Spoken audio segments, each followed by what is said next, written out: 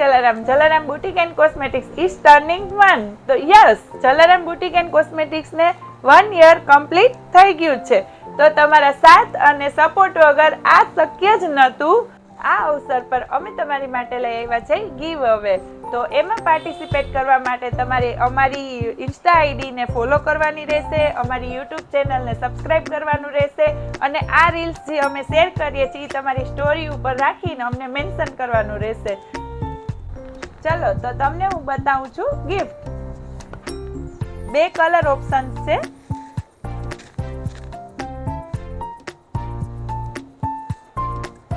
આ બીજો કલર છે.